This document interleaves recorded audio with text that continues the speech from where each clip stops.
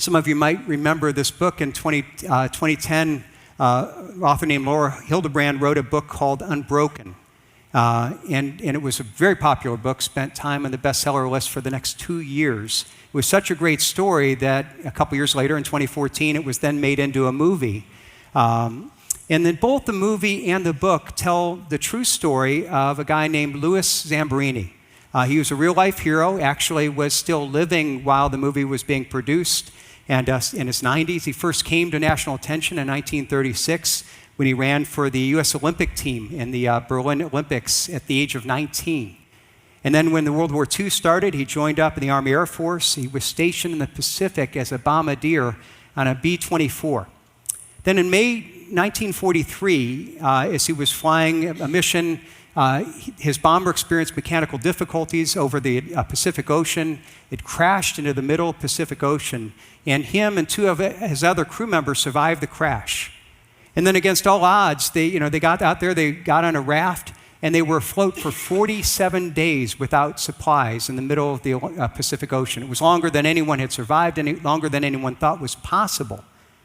And they're dealing with starvation and sharks and thirst and enemy aircraft and more. Finally, after 47 days, they finally washed ashore on the Marshall Islands, but they were islands that were controlled by the Japanese, and they were quickly captured, thrown into a prisoner of war camp, where he then experienced a new level of horror.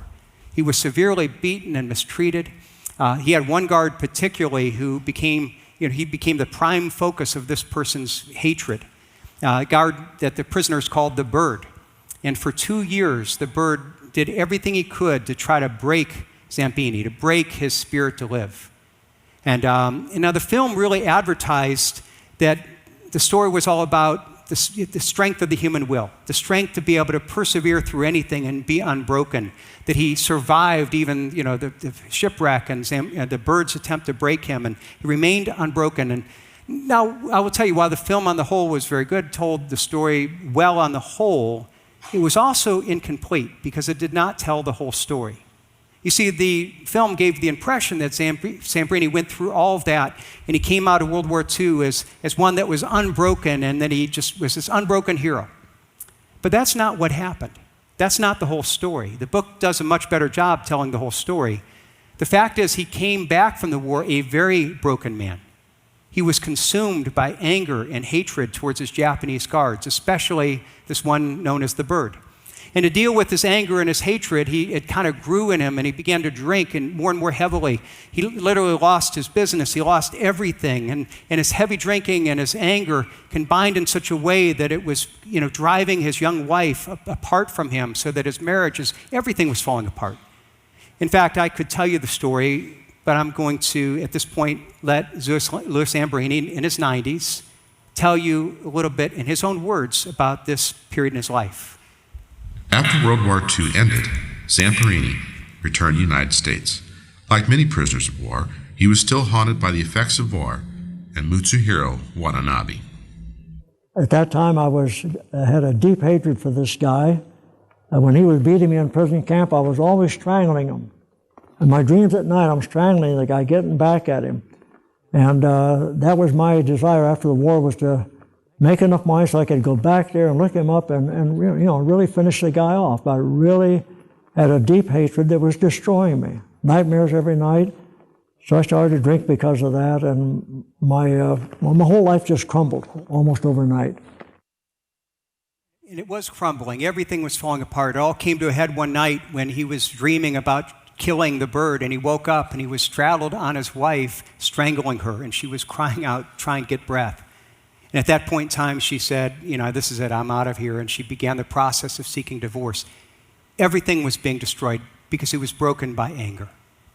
Now, when we look at a story like Unbroken, the movie particularly, you might look at this and say, boy, what a great story, and it's this hero, and we feel like we can't relate because, I don't relate to almost being broken by those kind of events.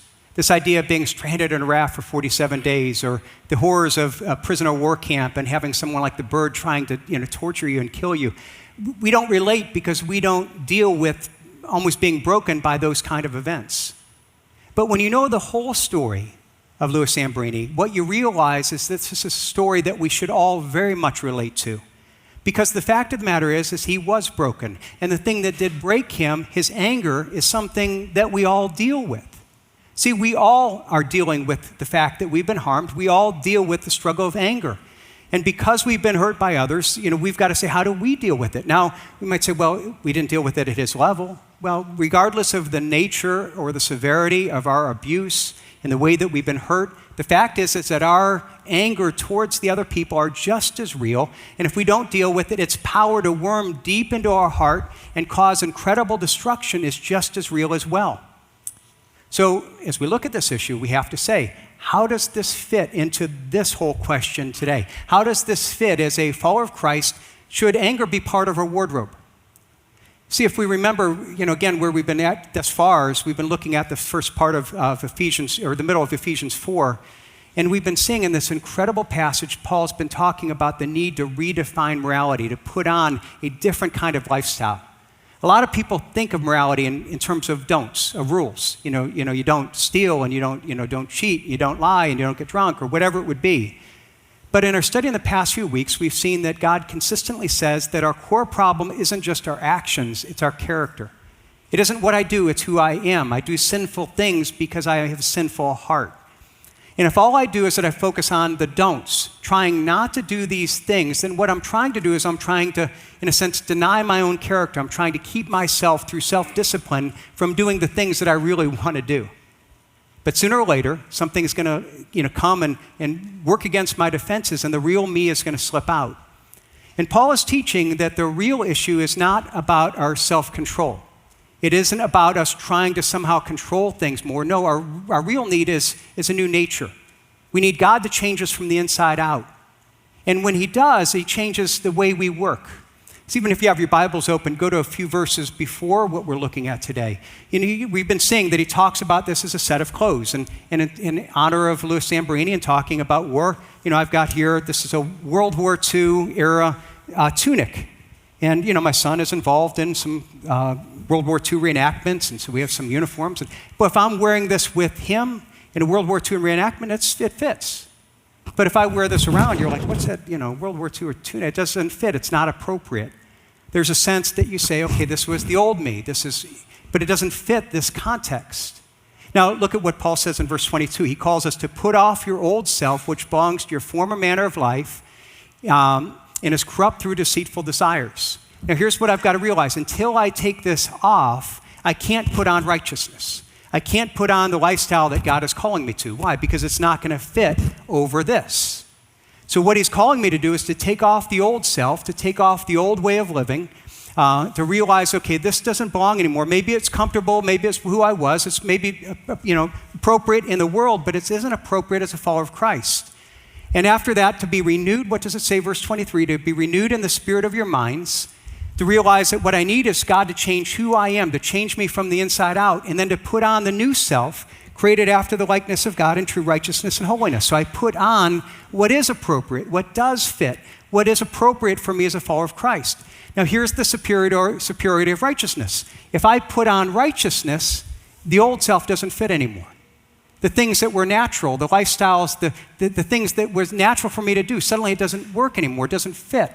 The sinful decisions, it just isn't appropriate. Now, this is the picture behind everything that Paul is saying here. And what we're seeing now is that he portrays that big picture, and then he spends a chapter basically illustrating that by looking at all these different issues of morality and saying, okay, what's it look like to take off this old and put on a new? What's a wardrobe of a follower of Christ look like in this issue? So last week we saw he began by taking the issue of honesty. The old was take off, dishonest speech. So we take off lying to each other. But it's not just about that, because I can not lie and technically not tell a lie and still be a deceptive person.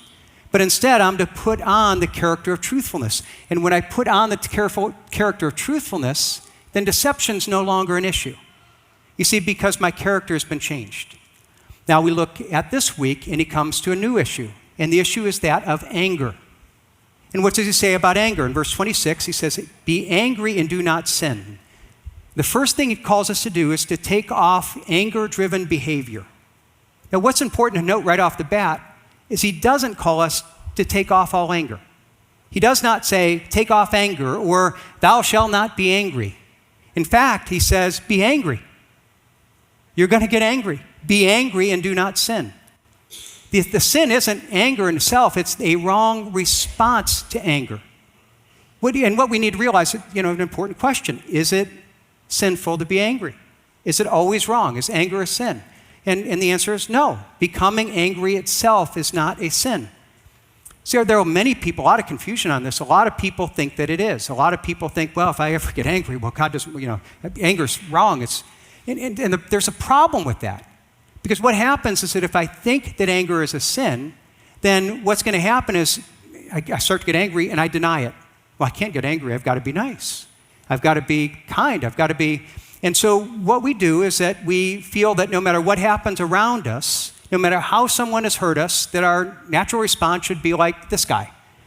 Be like Mr. Rod. It's like, boy, you have really stabbed me in the back. And you have really hurt me. And boy, it's really painful. But won't you be my neighbor?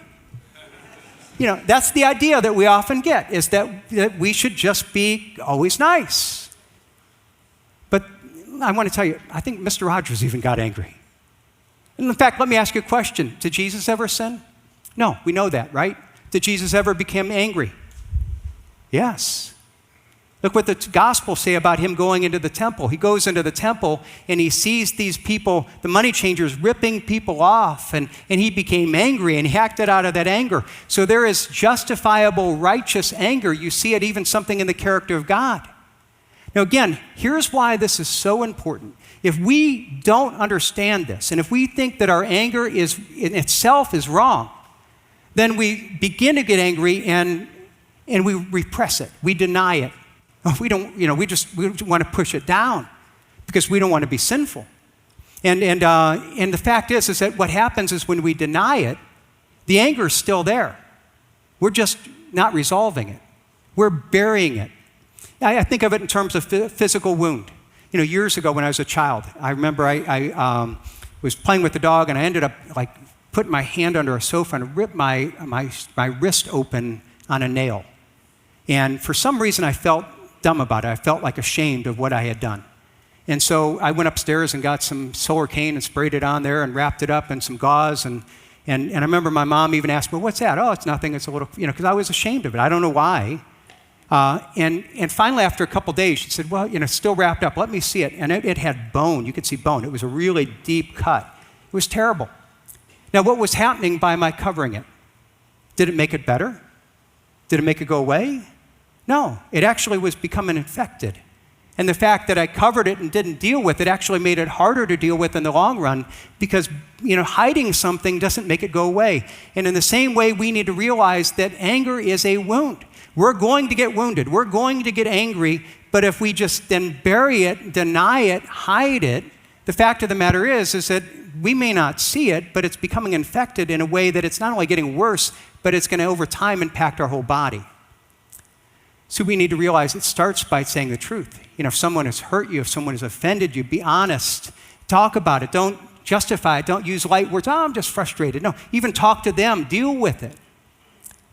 So if anger itself isn't a sin, then what is righteous anger? Well, really, righteous anger is a proper response to sin. The fact is God hates sin. And when he sees sin and he sees destruction, and he sees those things, he responds in a sense that he hates it. And so if we have the heart of God, when we see sin, healthy spiritually, listen, if I'm seeing sin and I'm not moved against it, something's wrong with me. And so there is a healthy response of saying, I hate that.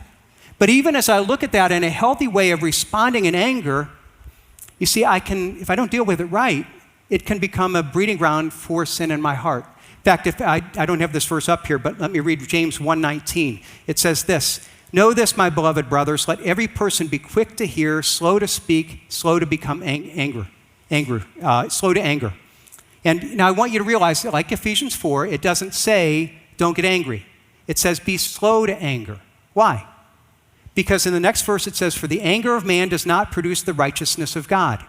Here's what happens. When I feel that I've been wronged, there might be a right response of anger. But if I don't control it, what happens is because I feel my anger is justified, because what you have done is wrong, therefore I believe my sinful reaction in that anger is justified as well. And so, I get angry and someone calls me out on it, says, you're angry. Well, let me tell you what they did. They did this, and they hurt me in this way. And because they hurt me, I'm not only right in being angry, but I'm right in hurting them back. You see, my response is justified. See, God's word says that while we might have the right to become angry, regardless of what the other person has done, we never have the right to respond with sin. And the problem is unresolved anger. When we have unresolved anger and we let it nurture in our hearts, that leads to sin. Why? Because it leads to bitterness. I hold this anger, I become bitter, and I think about that, and in time, I then act out of that bitterness and justify my behavior by what other people have done to me.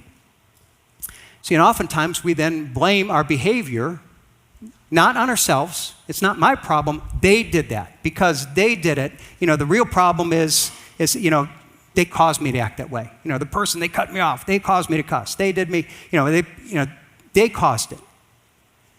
See, we need to realize that even in this, we can even blame God. And this is common, and many people struggle with this.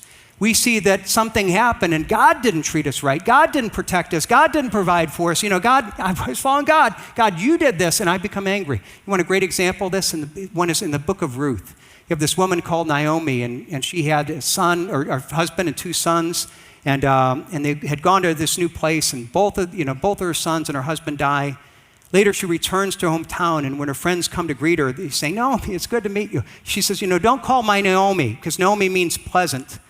She says, I'm changing my name. I'm changing it to Mira, which means bitter. And why is it that she changed her name? Look at what she says as her justification. The Almighty has dealt very bitterly with me. I went away full, and the Lord has brought me back empty. You see, God did something to me, and now I'm a bitter person, but it's not my fault. It's God's fault. He did it. And my friends, if we can blame God, we can blame anyone else as well. And the problem is we all do that. And we need to realize that when we react out of anger, it's not the other person that's causing us to do that. In fact, we need to realize oftentimes somebody did this and they caused me. Well, no, the actions of others don't cause our sinful actions. They're not the source of that. No one's causing you to act in a sinful way, to say things or do things that are wrong. It's the actions of others that make us angry. Instead, they don't cause, but they reveal our sinfulness and can nurture a sinful heart. They reveal the bitterness, the brokenness in our heart that's already there. And if we don't deal with it all the more, it's going to nurture even greater bitterness. In fact, let me look at what Jesus said about this. In Luke chapter 6, Jesus talked about this issue, about what comes from us and where it comes from. So if something happens and we react out of anger, look what he says. Luke 6, the good person out of the good treasure of his heart produces good, and the evil person out of his evil treasure produces evil. For out of the abundance of the heart, his mouth speaks. You see, it's not the events or circumstances, it's what's in our heart. Because what's in our heart is where our behavior and our words come from. In fact, let me give you a very simple illustration of that. I've got 2 glasses of water here. Actually came from both the same source. One is sweet, fresh water. One is become a little bitter. It's got a load of salt in it. It's got some vinegar. So it's a little bitter water. Now, what happens if I bump this glass? Suddenly some bitter water spilling out. What if I give a little bump to this glass? Fresh water spilling out. Now, what's happening? What caused the bitter to spill out? What's the source of the bitterness that's spilling on other people? Is it the bump? No, it's what's in the glass. Because the reality is, the fact of the matter is, we're all going to be bumped in life. We're all going to be bumped. We're all going to have people sin against us. We're all going to face circumstances that are hard, that are difficult, that are disappointing. People will do things that betray us. We're going to get bumped. And what happens is when the bitterness comes out, it's our tendency to say, look what you made me do. Look what happened. You caused this. You caused the bitterness. But the answer is the bitterness didn't come from the person that bumped us. The bitterness came from what spilled out in our heart. It didn't cause, it reveals what's in our heart. All the bump does is it lets down our defenses so the real of us gets out. Now, what we will again try to do through morality is, what I need is self-control. I need to not get bumped, or I need to make sure that I can hold it back in. I need a top on top of that. No, what we need is we need to change what's inside our heart. So again, I have two glasses up here. They both got bumped. But one of them, when it gets bumped, the bitter water comes out. The other one, when it got bumped, the sweet water came out. And in the same way, we know people that get bumped in the same way we do. They get offended, they get let down, and it doesn't mean they don't get angry. It doesn't mean they don't get hurt. But bitterness and rage doesn't come out. Why? Because they have a clean heart. So what we need to do is we need to admit that our core problem, it isn't the bumpers. Our core problem is something in our heart that we need to let God come and change. The bitterness, that's just a symptom. The actions is a symptom of this deeper problem. See, ultimately what has happened is we have anger that we've allowed to become a foothold. And we need to see it as a foothold that we need to destroy. See, in fact, one of the things that's common, we kind of understand that when people react out of anger commonly, it's probably because they have someone else that has hurt them along the way. We know that. But look what Ephesians says about this. It points it back to this issue, Ephesians 4:26. Be angry and do not sin. Do not let the sun go down on your anger, and give no opportunity to the devil. I want you to see what it's saying. Don't let the sun go down on your anger, because if you do, it's giving an opportunity to the devil. Now, how does that give an opportunity? How does failing to resolve our anger give an opportunity to Satan in our lives? Well, to help understand that, a lot of other translations actually, I think, translate it in a way that I think communicates really what the core issue is. Look at the New Living Translation. It says, and don't sin by letting anger control you. Don't let the sun go down while you're still angry, for anger gives a foothold to the devil. You see, if we let the sun go down, if we hold on to anger, it gives a foothold, is what it's talking about here. And the idea is that if we don't resolve it in some time, when we have this foothold, then what is a foothold? It's a hook into our heart. It's not only a hook into our heart that's there that grows, but it's something that then plants, and it's planted and grows and it spreads. It's an infection that continues to spread in us. And again, if we don't realize, okay, it's just trying to control our outpost, we're not fixing the real issue. We're not fixing the foothold. See, the issue isn't, do you not explode when somebody gets angry? Are you able to control your behavior so you don't have justify sinful actions? No, the real issue is if you put on the righteousness of forgiveness. Let's take this issue of a foothold. All right, for those that we're talking military here, and for those that in any military history, 2 weeks ago, we celebrated the 78th anniversary of D-Day. And what is D-Day all about? D-Day was all about getting a foothold in Europe. You see, prior to D-Day, in Great Britain, you had millions of British and American troops that were all stationed here in Great Britain, but they couldn't engage in the battle. Why? Because you had all of Europe was controlled by Nazi Germany. And so, you couldn't have people engage in the battle. They were separated. D-Day was about gaining a foothold. It was about sending all kinds of troops, planes, boats, thousands, tens of thousands of troops bombarding one beach with the idea of getting a beachhead, of getting several miles in that they can control. Because once you got that beachhead, you could then ship all kinds of troops onto that beachhead. Suddenly you can get millions of people from here to here, and once you got those millions of people here, then you could spread out that attack so you could go in every direction attacking throughout all of Europe. And that's exactly what happened. Once they got the foothold, once they got the beachhead, it established the opportunity to fight the battle. Now let's go back to Ephesians 4. When it teaches that anger gives a foothold to the devil, what it's saying is it's this kind of beachhead. When we allow anger into our lives and fail to deal with it, it's giving Satan a foothold into our life so that he can establish, a foothold, and he can now start bombarding us with temptations and building up resentment so that it can then work in our hearts so that it works in multiple different ways. So suddenly anger is a source of all kinds of temptation. See, we need to realize this teaching this principle that repressed and unresolved anger is Satan's most common and effective weapon in developing sins in our lives. I know this from counseling. As I deal with people in counseling, it's amazing. They come in with all kinds of different issues, but how many of them go back to repressed and unresolved anger. And anyone who does any extensive counseling will tell you the same thing. It is the most common source of all the problems that we have. The people may come in with totally unrelated issues, seemingly, marriage issue, and this is a financial issue, and this person has depression, and it's this person's self-worth, and all those things can often go back to this foothold of some kind of unresolved anger. And if you've got anger issues with other people, it might be likely rooted in some undealt anger with other people. If you have trust issues with other people, it's likely rooted in some undealt with anger issues with other people. I see this all the time, even in relationships and marriage, that people, struggle with their spouse, and oftentimes you have something with that member of an opposite sex, and it might have been your parent, it might have been a previous relationship, and that person wronged you, and because you haven't dealt with it, you're carrying it over, and it's doing incredible damage to your relationship. There's so many things that go back to that, and even as we talk about Father's Day, for many, that's an issue.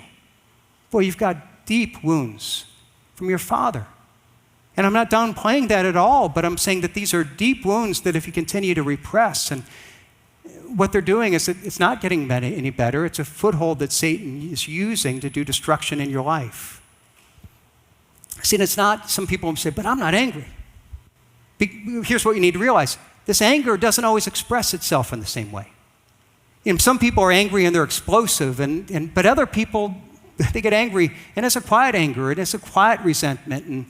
And just because we don't express it in blowing our top temper doesn't mean we don't struggle with it. Let me give you an example. I read a classified ad that read several years ago. It reads this: wedding dress for sale, never worn, will trade for a 38 caliber pistol. That woman's got an anger issue. Just a guess. I think she's got an anger issue. She's, this is not yelling, but I think there's some anger there. See, God's saying that no matter how we deal with it, if it's there, we've got to deal with it. We've got to take it off, and not only take it off and somehow say, how do I take off what was there? That for some of us, man, we've been wearing this anger so long, it's comfortable, we don't know how to live without it. I need to take it off, but also I need to now put on the character of forgiveness, the Christ-like character of forgiveness. Look at verse 26 again. Be angry and do not sin. Do not let the sun go down on your anger. So we're not only told that we shouldn't let anger become an excuse for sin, but we're also called to seek a resolution for the anger, for forgiveness, to literally try to settle the issue before the day's up. See, it's not just about not taking revenge or not blowing up. It's about actually forgiving. And even in this, not being simple, I know some people will talk about forgive and forget. And no, it's not that. See, I think when most people, what they mean by that is usually, well, I'm going to bury and ignore it. I'm just going to put it beside and we're just not think about it. And no, anger means that you bring out the issue, that you're honest about it. You're honest with the damage that was done, and that you forgive, that you really release, that you let go, that you have to look directly at the sin that was committed against you and forgive the debt that you feel that is owed you. See, what is anger? It's saying, you have wronged me, and I feel like I have the right to hurt you in some way. You justly deserve, and whether it's out of spite or whether it's distance or whether it's just deep inner hatred or whatever it is, God says forgive and leave the justice to God. Why? Because we've experienced that forgiveness from Christ himself. A few verses later, it calls us to be kind to each other, tender-hearted, forgiving one another just as God through Christ has forgiven you. We forgive because we have been forgiven. Now, how are we to do this? There are two things in this command I want you to see. The first is that it's unilateral. That when we look at this, there's a unilateral nature that it says forgive. Don't let the sun go down on your anger. See, oftentimes, again, I think the thing is, well, I'll forgive as soon as they apologize. I'll forgive as soon as they make restitution. I'll forgive as soon as, they crawl on glass before my knee and let me know that they're crying. Whatever it would be, we often feel that. But Paul doesn't say, don't let the sun go down after they've done. It just is unconditional. He doesn't say if the other person apologizes. No, it's our responsibility is to forgive, unconditional, unilateral, forgive. We need to, in a sense, say, this is where you wronged me. I feel I have the right to get this back, but I'm going to release it to God. Now, what if the other person doesn't apologize? Forgiveness doesn't mean restoring the relationship. It doesn't mean ignoring that nothing has happened. See, it's not the same as fully reconciling the relationship. Look what it says in Romans chapter 12, verse 18. It says, if possible, as far as it depends on you, live peaceably with all. So as possible, as far as it depends on you, I'm going to try to fix the relationship. And my part is I can forgive and I can open up. But you, on the other hand, you have to confess, for it to really be restored, there's only so much I can do unilaterally. But I'm called to do the part that I'm called to do, to forgive, to let go. And not only is it a unilateral call where I'm called to forgive regardless of what the other person does, but there's also a timetable to it. Again, it says, do not let the sun go down on your anger. In other words, don't let it fester. When you're angry, deal with it swiftly. Deal with it completely. Sometimes we need to back up for a few hours. Sometimes, especially I think in marriage, you're angry with your spouse and you're like, man, I know I'm going to say things, and you might need to back away for a little while so you don't speak out of your emotion. But that should only be for hours, not days. There might be times you need a little distance, but it's saying, okay, I'm distant, so I'm just going to speak. I'm not going to use it as an excuse for sin, but you know what? I can't continue to put it off. If possible, I need to deal with it in the day before the sun goes down. If not, even in that day, it shouldn't last more than a week. There shouldn't be excuse that we put it off. See why? Because anger is a foothold. It's an on-ramp to other sins in our life. Let's think of it this way. It's like a cancer. I mean, if you go to a doctor and they say, well, you have this really aggressive cancer, you say, well, I don't really want to deal with it. Can we talk to me in 6 months and then we'll talk? I'll think if I'm ready to deal with it. No, you want to deal with it now. And if they have the surgery and they say, well, we got most of it, but we just thought we thought we'd leave you some for a souvenir, It's like, what, are you kidding? I mean, of course, I want it all out. Why? Because I realize that if I leave any in, if I don't deal with it, it's going to grow and it's going to kill me. There's no partial cure.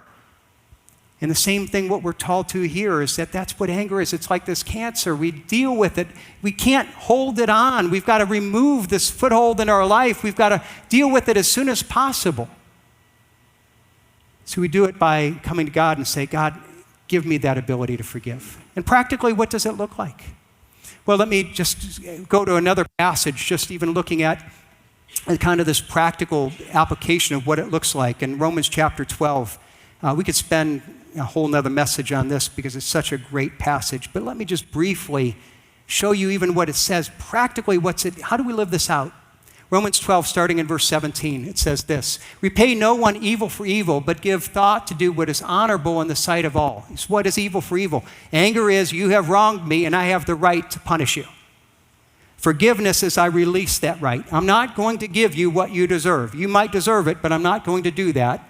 And that's what I can do. As far possible, as far as it depends on you, live peaceably with all. I can only do my part. I can't make you do your part, but I'm going to do my part. So when we look at that, you say, okay, well, God, you got to change the other person's heart. What is my part? Continues, beloved, never avenge yourself, but leave it to God, the wrath of God. For it is written, vengeance is mine, I will repay, says the Lord. Now, here's what it's saying. When I avenge myself, I'm angry, and I reserve the right to have revenge, to set the record straight. And it's saying, no, don't do that. Why? Because you leave it in God's hands. The question is, who's going to do a better job setting the record straight, bringing justice, you or God? Theologically, we say God. Practically, we say, God's not doing a very good job. God, I'm waiting for you to strike the person dead, and it's not happening. When are you going to work? When are you going to make them miserable? And so I struggle with that, but I've got to say, God, this is in your hands.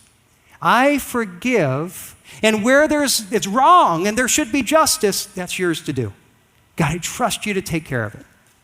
So if I do that, if I say, okay, God, it's yours to do, then what do? Continues. On the contrary, if your enemy's hungry, feed him. If he's thirsty, give him something to drink, for by doing so, you'll heap burning coals on his head. Basically, instead of taking revenge and giving them what they deserve, give them what they don't deserve. Give kindness, meet their needs, show compassion towards the other person. Why? Because it's going to heap burning coals. Coals of conviction. See, ultimately, when we look at this, what are we called to do? We're called to not give the just reward. We're called to give grace and peace. Because what that accomplishes, it accomplishes the goal of not us becoming like the person who wronged us, but maybe even leading them to conviction and ultimately to God. Because it wraps up, do not be overcome by evil, but overcome evil with good. When we get angry, when we take revenge, we become, somebody wronged me, and suddenly I become like them. I'm doing the things that they've done to them. They've overcome me with their evil. And God says that shouldn't be the case. I shouldn't be taking on the clothes that they're wearing that I know are ugly and I hate. No, I need to say, God, place in me the righteousness, forgiveness, and so that instead of becoming like them, I live a life that maybe makes them like me, convicts them and helps them to see and changes their heart as well. Only God could do that. And God does do that. That even in the depth of our anger, even if we have the most broken, if you think, I could never overcome this, I can never overcome that level of anger, I can never forgive that person who's wronged me so deeply.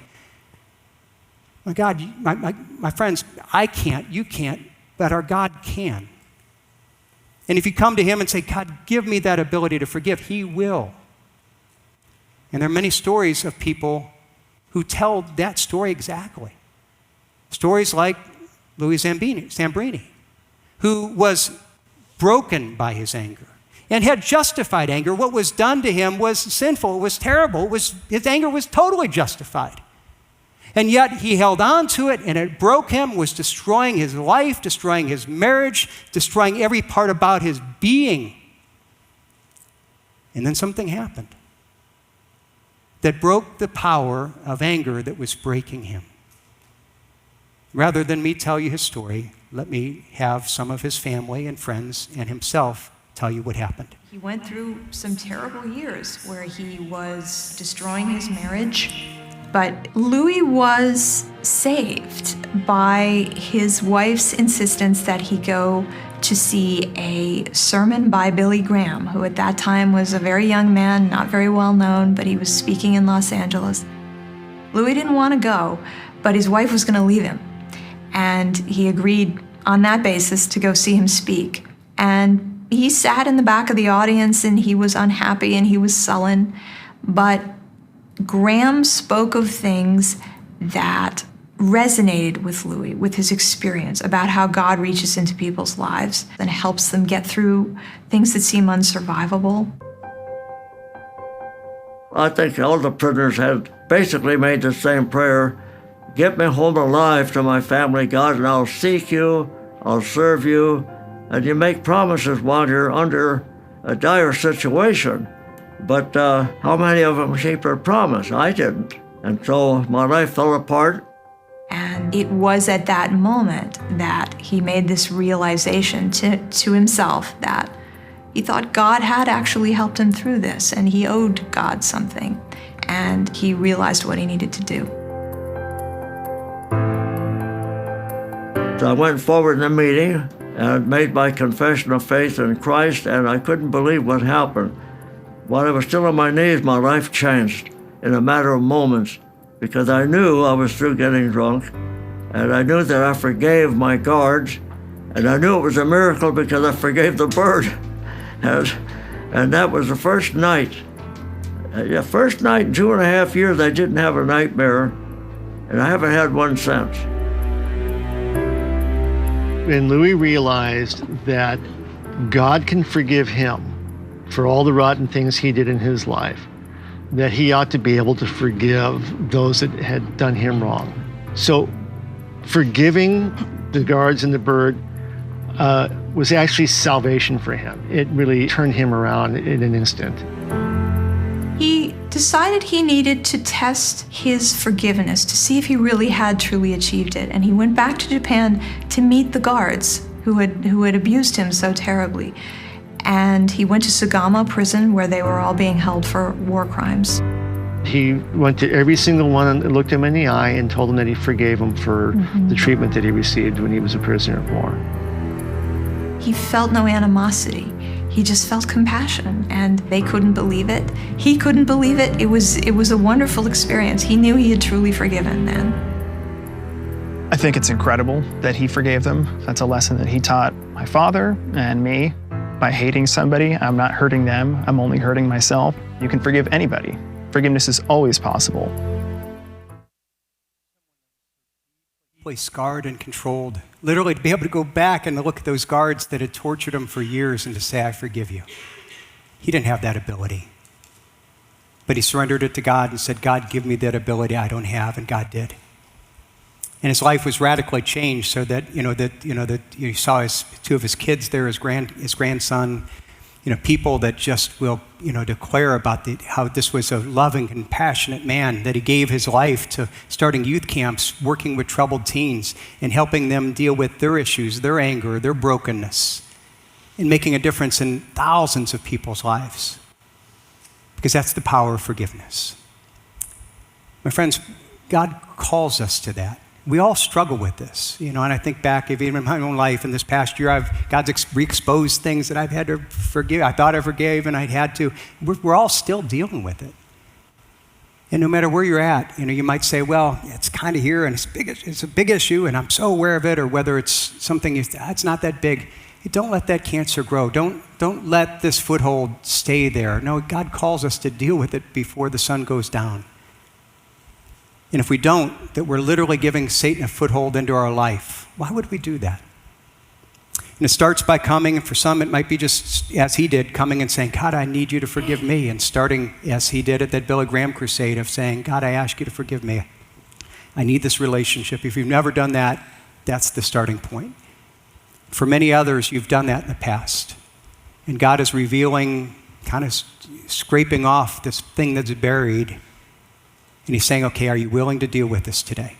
Are you willing to forgive? Are you willing to at least come to me and give me, God's saying, come to me and let me give you the strength to do what you cannot do, to forgive. I hope and pray you are.